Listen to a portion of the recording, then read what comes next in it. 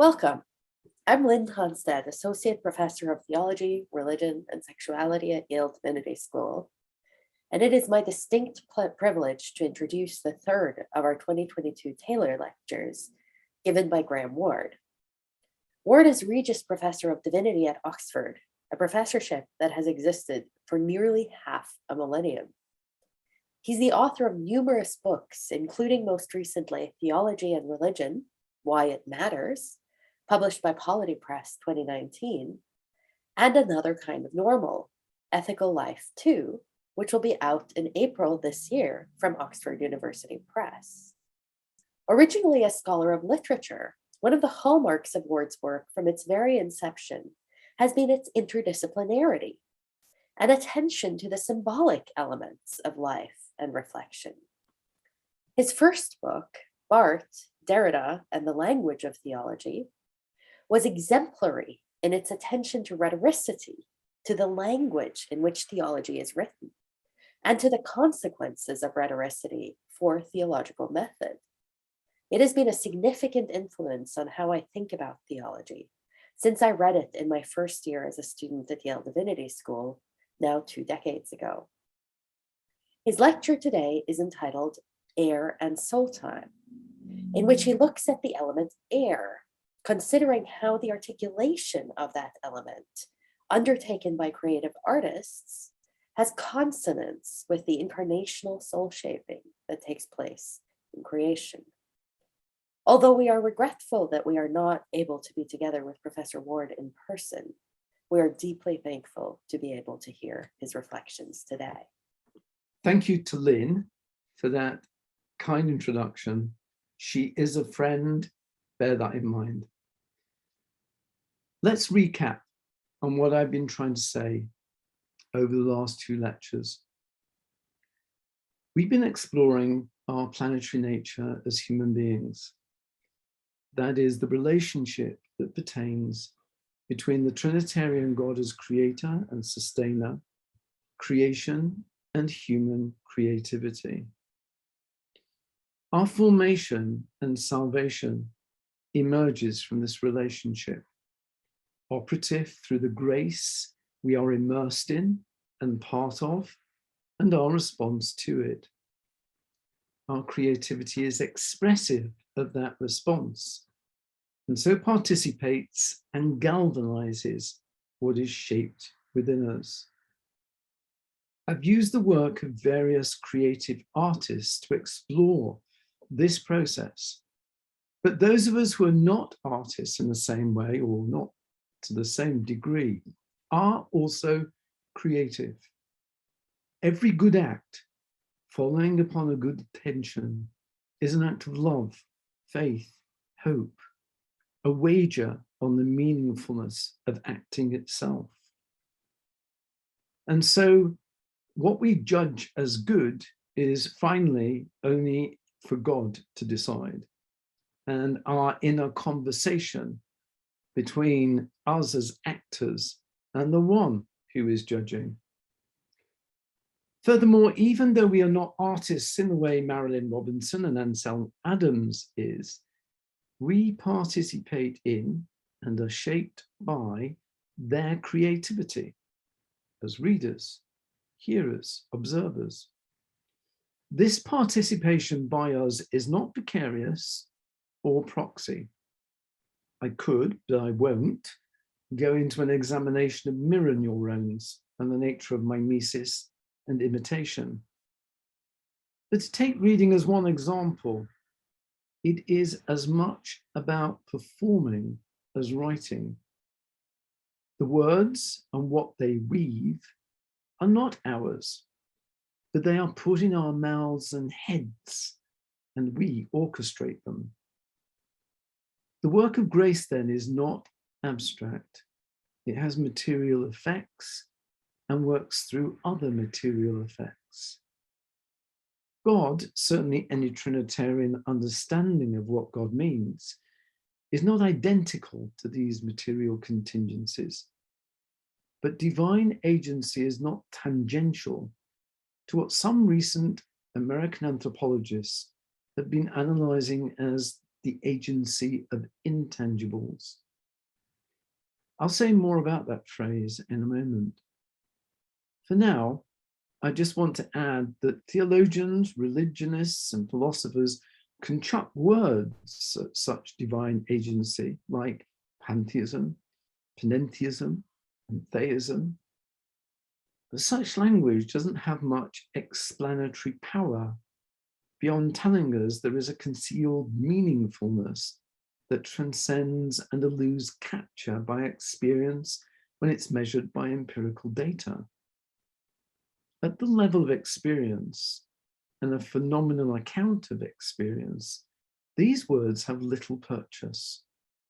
Indeed, what they generate are conceptual divisions, spatialities, and hierarchies, or their dissolution.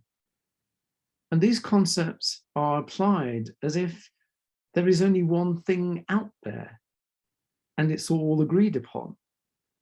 The world is one thing, and we are one thing individually or as a species. Our planetary belonging that slips back and forth across boundaries marking human from non-human questions those one things, the monolithic homogeneity of what's real, what's true. Meaning is manifold, and our pursuit is for meaningfulness, not meaning, because we can never grasp the manifold, so we can never grasp its meaning. And meaningfulness does not distinguish between pantheism, panentheism, and theism when it's encountered and experienced. The pursuit of meaningfulness is the preoccupation of what I call soul time, a deep, receptive, and responsive attentiveness. Back to those anthropologists. Academics like Diana Espirito Santo, and Roy Blaines, Mark Harris, Banyazikan Cardoso, and Florencia Tola, they've begun exploring what I have been calling our walk with invisibilities for a number of years, and exploring the consequences for social anthropology of respecting the agency of intangibles. Though their work, as far as I've read it, mainly examines the material effects of soul, spirit, ghosts, and possession, they do acknowledge that other entities fall under the category as they conceive it. They give as examples of other intangible domains which have transformative material effects, quarks, the law, culture, monetary value. And so it becomes clear in their words that the agency of intangibles is not exclusively a religious problem, or rather a problem exclusively of the anthropology of religion. Most abstractions work as intangibles. That said, in this lecture, I want to explore the most intangible of the elements that forms us and responded to by creative artists, air. I want to begin biographically. I discovered Carlos Nakai in a hotel in Denver, Colorado. I was attending the AAR. I'd been in the city before, and on both occasions, my hotel window faced out across the plain towards the Rocky Mountains. On both occasions, there were days when the skies were clear and the snow claps visible in the distance. And on both occasions, I spent the mornings in my hotel room debating whether I should play hooky with the conference, hire a car, and just head out west. I never did. Well, not yet. I discovered the music of the Native American flute player late one night over a whiskey, and the sound he makes has haunted me ever since. He's descended from the Navajo and Ute, nations with homelands in Colorado. And yet in the purity of his sound, there's something universal that he brings to his playing and his compositions. It would be presumptuous of me to say how locked into the landscape his music is.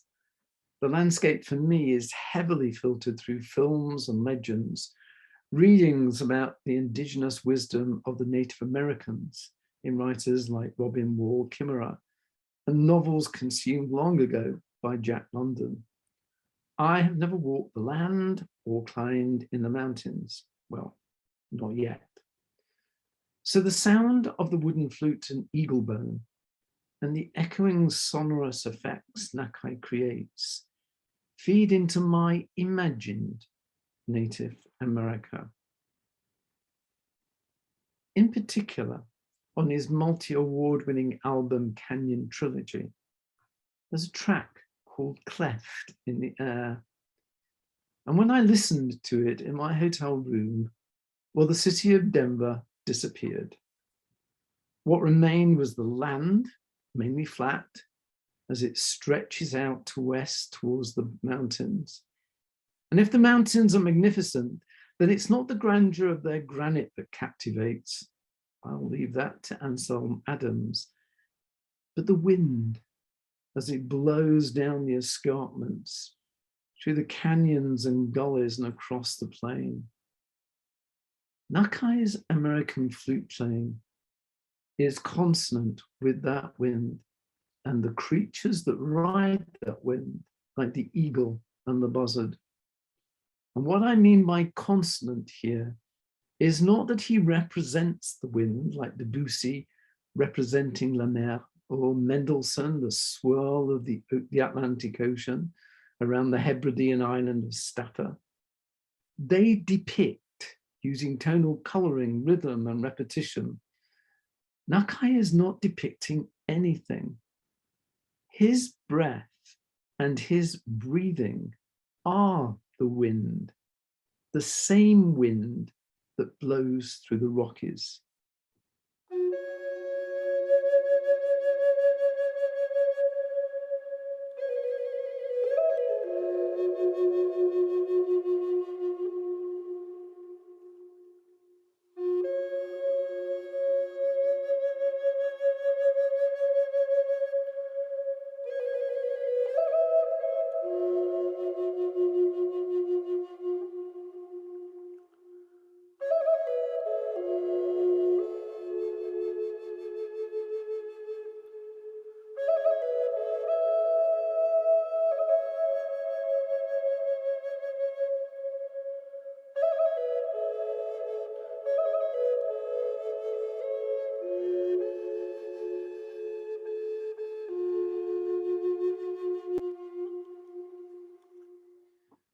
I'm not proficient enough in music to give you a technical account of his delicate and haunting compositions.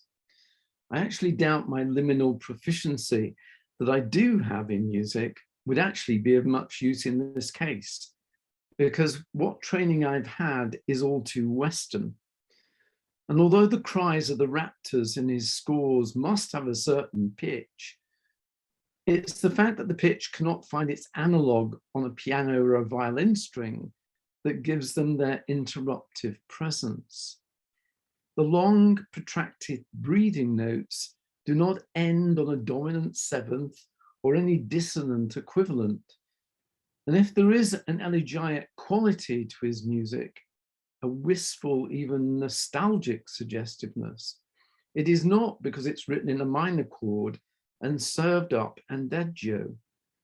It's created by the instrument he plays, the wooden hollowness and the timbre of its sound.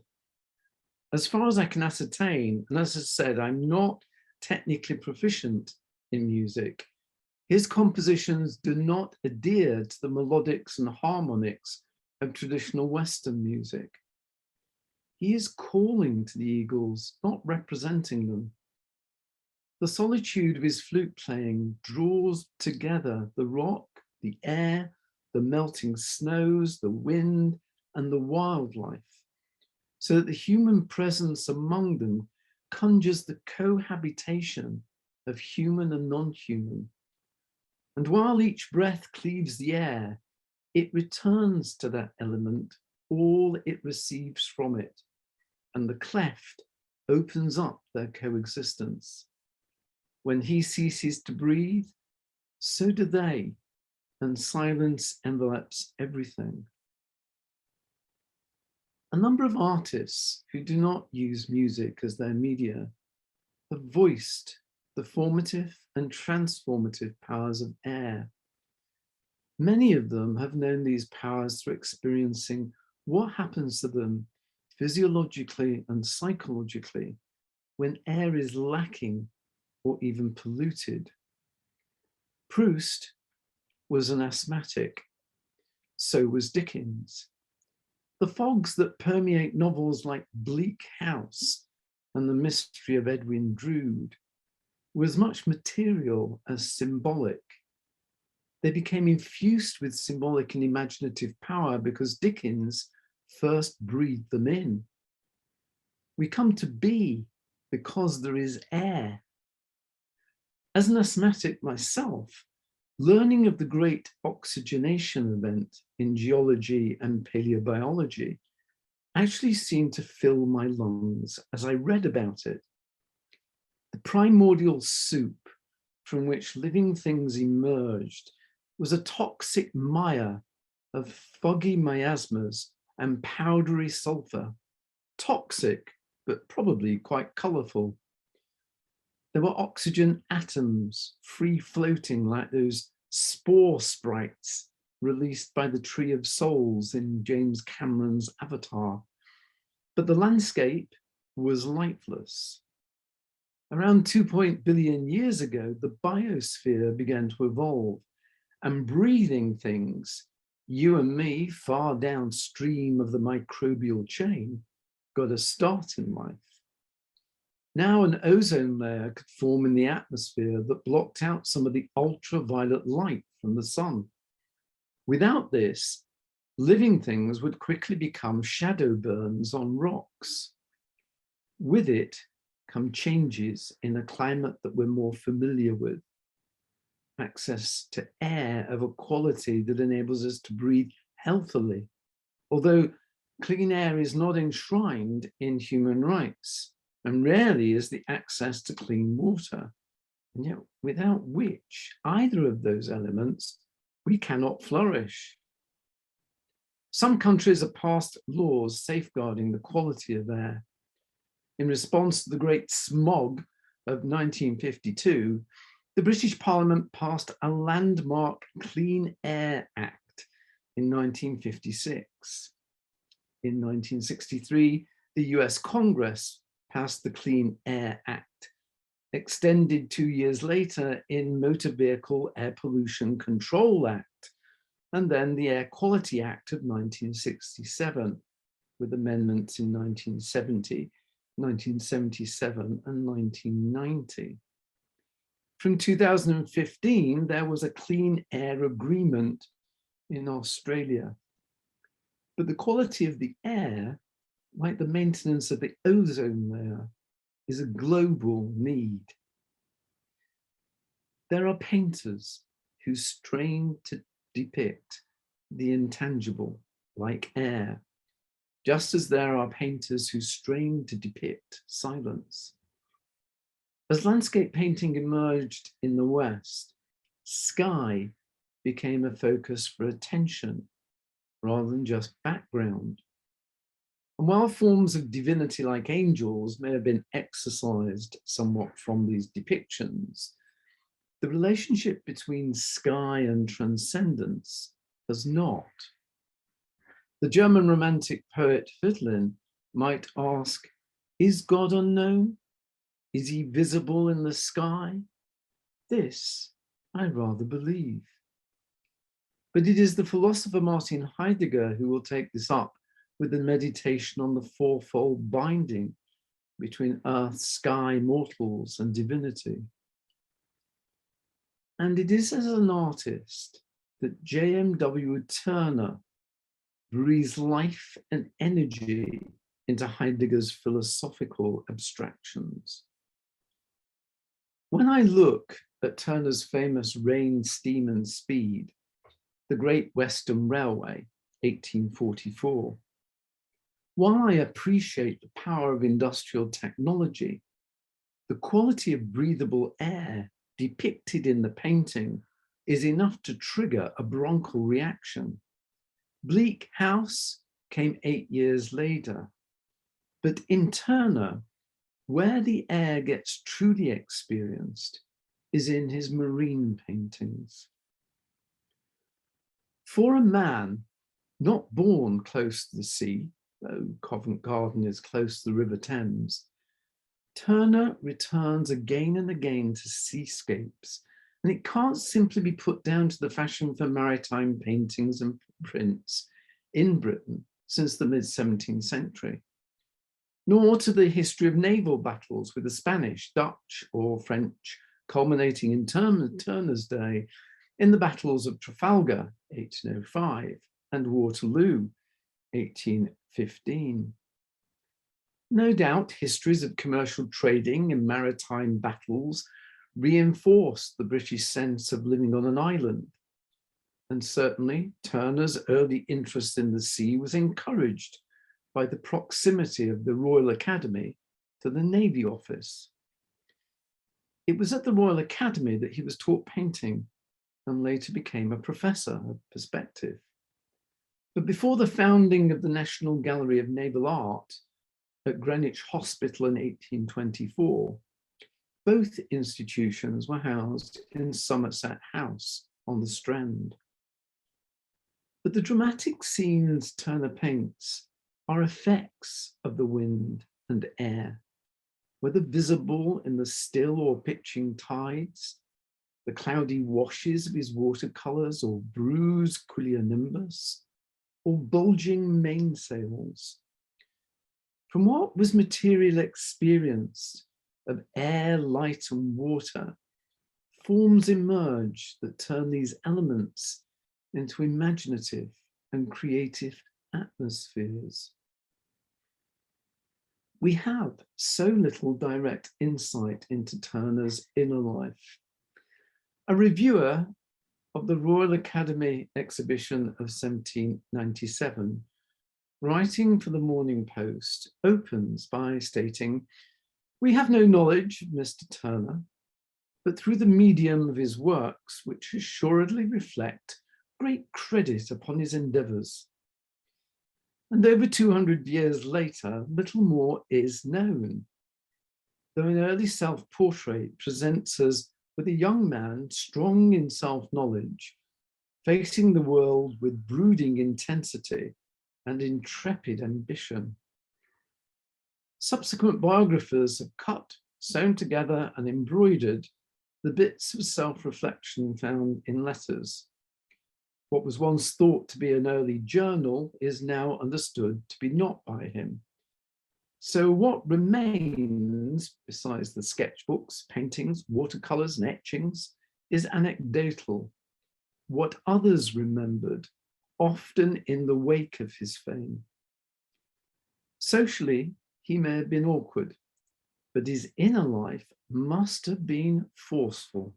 He traveled extensively, mainly in the summers, which left the winters to work up imaginatively what he had seen and felt by walking, riding in carriages, sailing in boats across most of Britain, and with forays into Western Europe.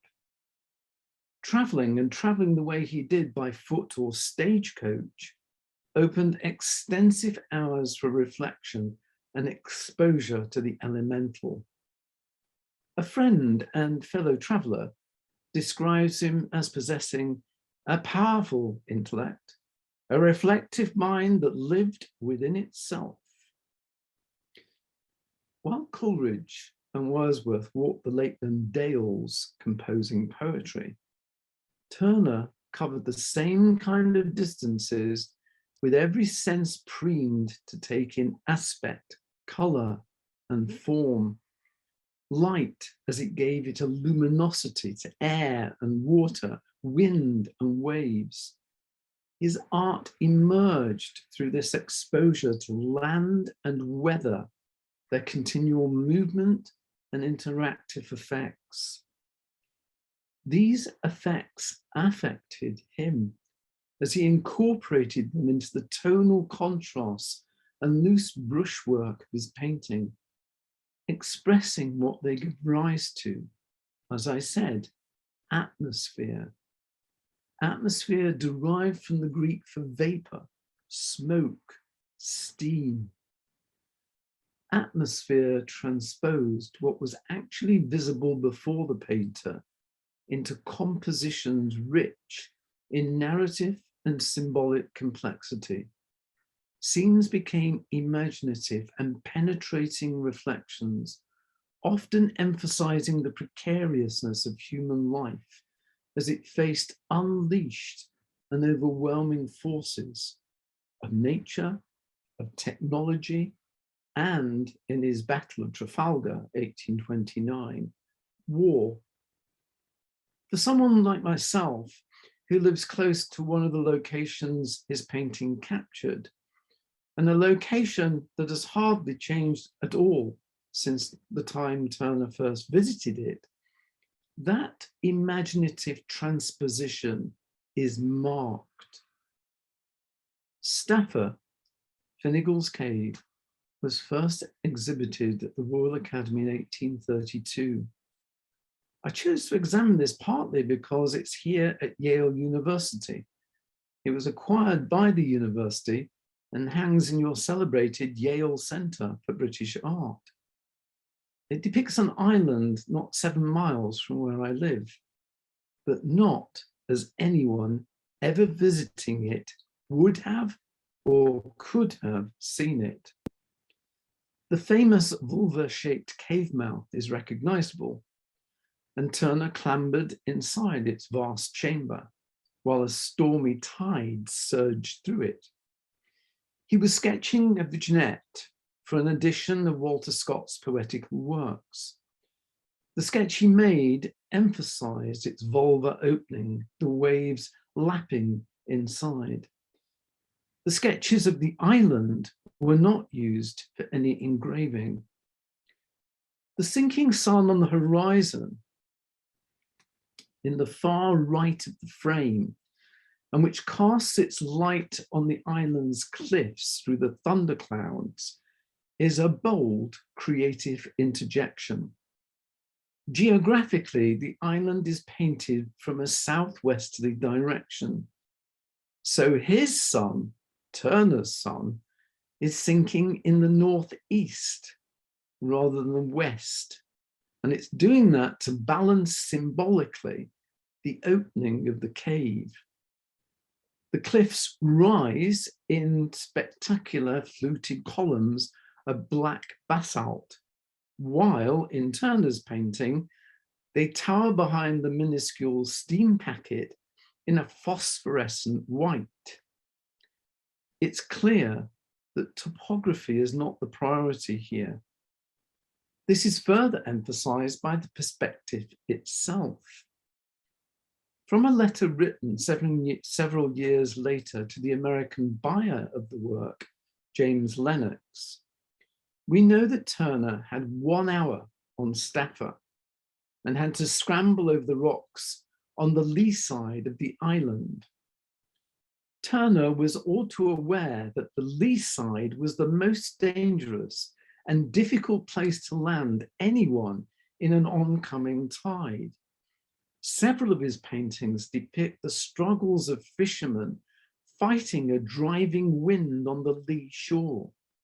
Landing here, and I've done it, and in much calmer circumstances, would have entailed clambering from a small craft onto a rock promontory. Though Turner had experienced rough water before, around the southern and eastern coasts of Britain and crossing the Channel, this was his first and only experience of the Atlantic, a vast body of water. The west face of Staffa stretches out towards Canada, with no major landmass in between. Other passengers joined him, but there were many who remained on board the steamer. When wet, those rocks are slippery and sheer, and Turner notes, it is not very pleasant or safe when the waves roll right in. The steamer was heading down towards Iona, and then back to Tobermory on Mull, where Turner had first embarked on his day trip. But the weather was so bad and the crossing so late in arriving and departing that the captain declared it doubtful about Iona, such a rainy and bad-looking night coming on. The passengers were asked whether they wished to go on to Iona at all hazards, or hug the safer waters of western coast of Mull and return home. They voted to return. The captain then said he would steam round Staffa as a compensation 3 times. And it was while circling around the island that Turner observed the sun setting towards the horizon, burst through the rain cloud, angry, and for the wind. In fact, the storm was so heavy they didn't reach Tobermory that night and had to shelter in the lock off the Isle of Ulva, close to the west coast of Mull. But in the painting, the steamer is placed in the rough water beneath the island. The perspective is a view across the sea as the steamer pulls away from the cave and cliffs. Given the churning waves depicted and the storm, certainly that Turner experienced, the perspective in the painting is impossible. No human being could ever have witnessed what Turner presents and lived. What the imaginative transposition of perspective adds to the scene is dramatic tension. The narrative from this angle has all the immediacy of oral storytelling in the snug of an inn on return. The small craft is pitched into an anarchy of enormous power, as John Ruskin wrote, describing another of Turner's paintings. It is in imminent danger of being lost at sea, its iron casing twisted, its riveting wrenched by the force of wind and water. The sinking sun is ominous and possibly an omen of the packet's future. It theatrically lights up the cliffs, opening a sense of space, but it's also an index of time passing, night encroaching. Its fires are picked up in a tiny dot of red paint in the hold of the ship. The fire in the boiler room powering the boat's getaway. All hope for escape rests with that candle in a tempest. This is the perspective an omniscient narrator bestows upon artists and viewer alike. Only in this scene, both are helpless to intervene in what is unfolding before them. John Ruskin, in his preface to Turner's engravings, Harbours of England, turns to an early psychological trauma to account for Turner's fascination with wrecks and the sea's potential for wrecking. I am well persuaded from the year 1818, when he first saw a ship rent asunder, he never beheld one at sea without at the same time, in his mind's eye, seeing her skeleton. But he had never seen more than the death of a ship. He had seen the sea feed her white flames on the souls of men, and heard what a storm gust sounded like that, taken up with it in its swirl of the moment, the last breaths of the ship's crew. Ruskin's attention to wind, sound, and breath is significant. Several commentators speak of Turner being haunted by the sea, but I think his more primordial fascination was with light and air, the elements that make life possible, and death, a dark suffocation. While not necessarily an asthmatic, A recent biographer, Eric Shanes, notes the persistence of Turner's respiratory problems. These may have begun as a young child in a house not properly ventilated in Covent Garden, and possibly considerably exacerbated by a killer cloud of poisonous gas that moved across Britain in late June 1783. It was caused by a major volcanic eruption in Iceland and may indeed have caused the death of Turner's younger sister when she was only 4 years old.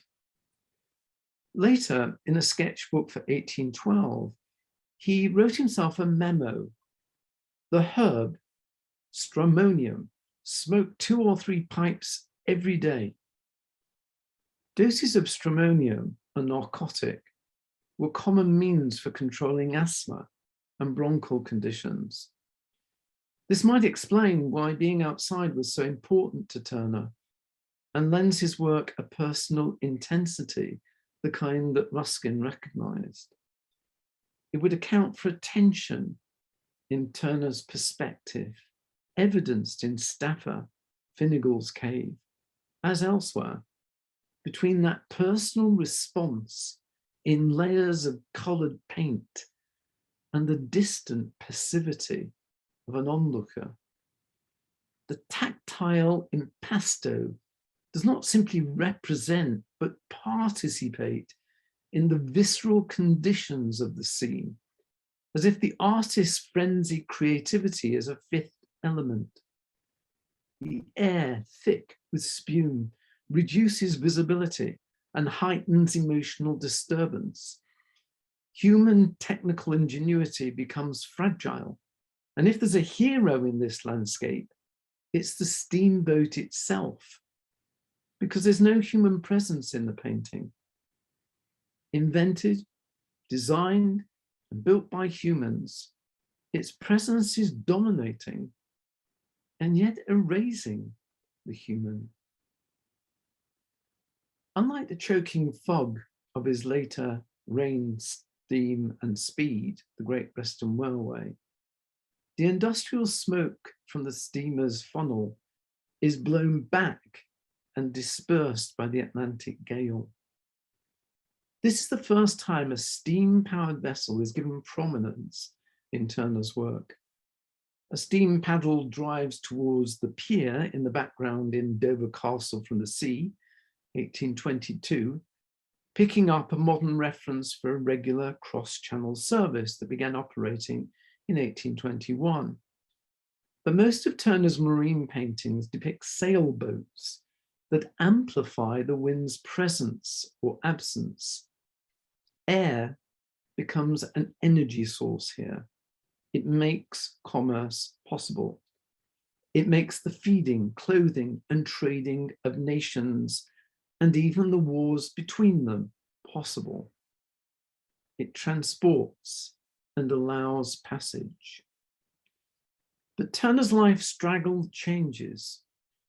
The stagecoaches and sailings he took on his extensive travels across Britain and Europe were giving way to trains and steamships that battled against the air rather than harnessed its energies. Air itself was changing, and our relationship to it. Now there's a contest, which Turner frequently depicts as pugilistic, between the elements and the human. While the cave and cliffs of Stafford invoke some mythic past associated with 2 Celtic giants, Finn and Finnegal, hurling clods of earth across the sea from Antrim, the steamship, traveling away from such a past, but into an unknown and threatened future, is powered by a little flame beneath its boiler. A gulf is opening that is existential, and as we now understand, physiological. Hindsight suggests Stafford Finnegal's Cave depicts the world's first step towards the Anthropocene. The elements themselves are indifferent. Just as the head of the cliffs rising over the angry Atlantic waters and braced against the amassing clouds suggests another order, older and more primordial. They care nothing for the little coal-powered boat or the death of its crew and passengers. The present is turbulent, but the island's imposing cliffs and colossal bulk mark the past as formidable. Much will remain the same when human beings are no more. In the meantime, the elements shape us, and air is once again being harnessed to power the wind turbines, driving a new economy in clean energy that will decarbonize the oxygen we breathe. The hope is it will reshape our future, our values, and the cultures we create. Of course, air has a particular theological association in the Abrahamic faiths because it's associated with spirit and are created as a human species by God breathing into us. It's related to God's spirit as it hovers, broods and moves through creation, and the great winds of Pentecost that descend with flames. I don't see why appeal is often made to metaphor in interpreting these passages, but then I'm convinced it's metaphor all the way down. And while semantically we may identify conscious metaphorical usage in representing the world to ourselves, I don't know who draws the line and where the line is drawn between representation and presentation when it comes to our experience of the world. The metalepsis involved in metaphor involves a shift, not just of figuration, but of perception and therefore experience.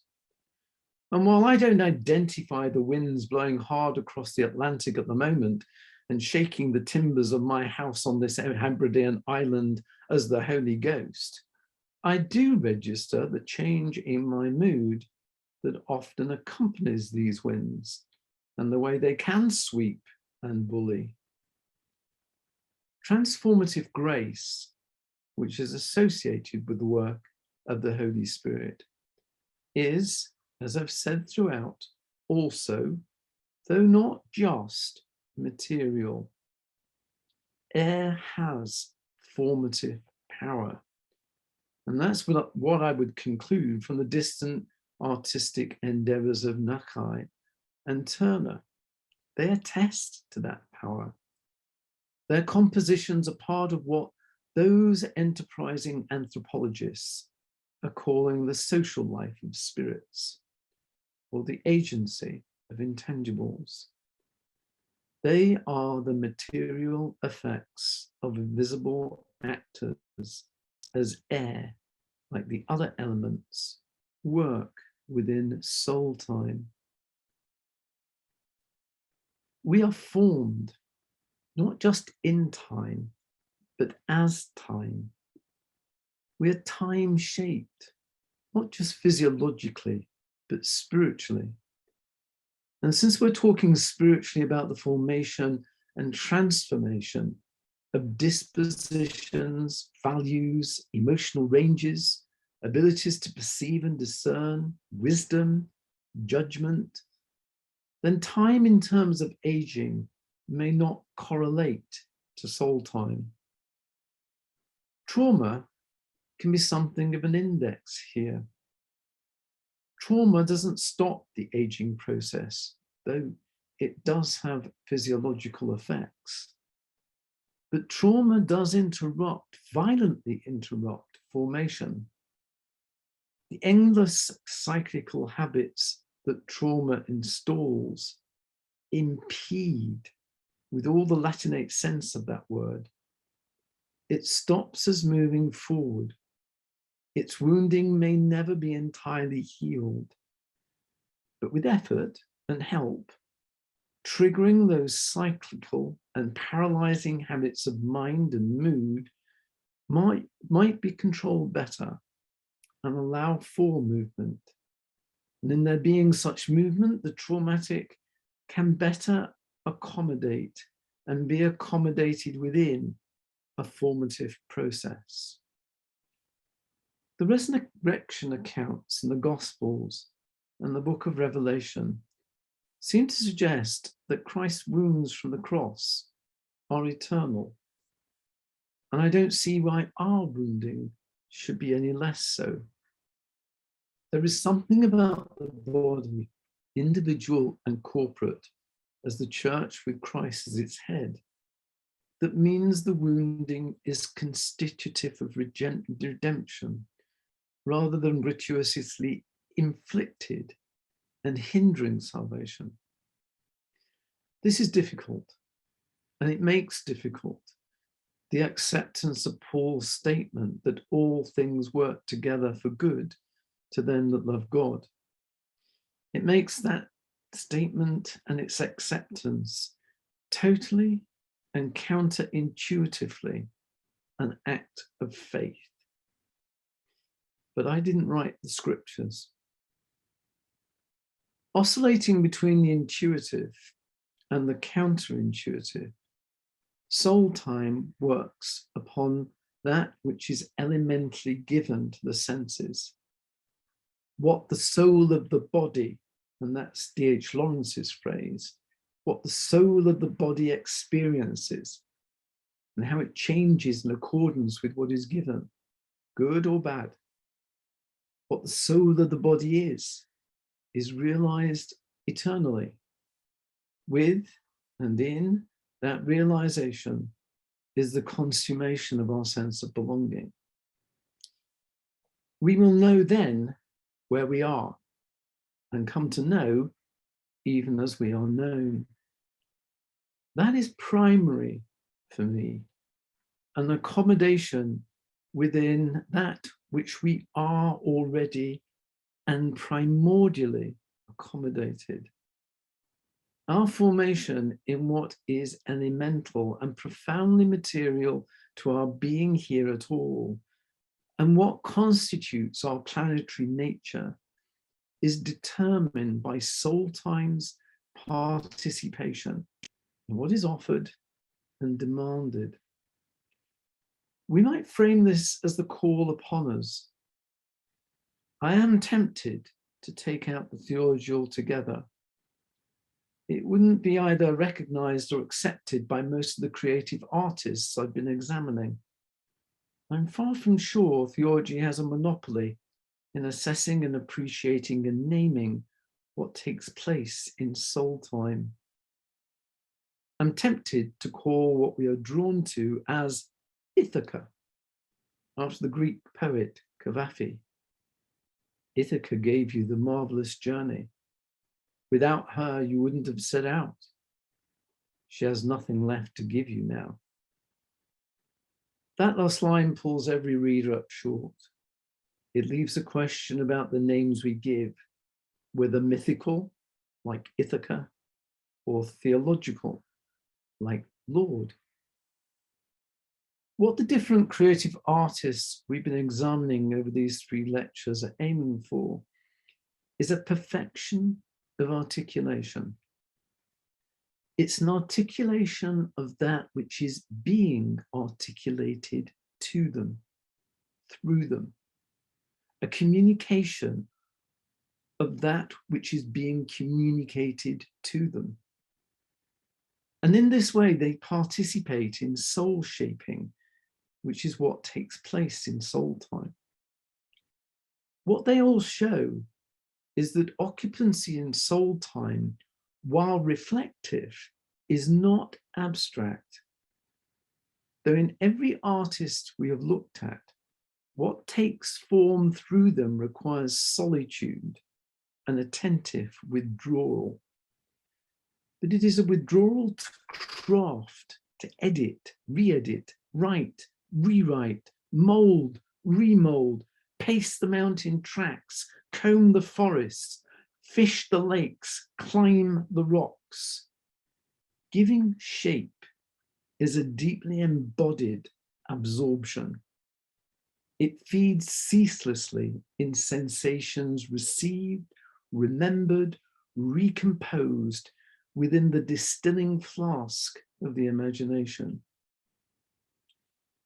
What I am arguing, and here I conclude, is that these creative processes of shaping and being shaped point towards the way the inner and derivative logos is made consonant with the external logos, by whom and through whom all things were created.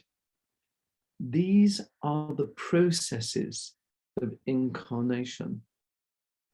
And with that, we return to dogmatics.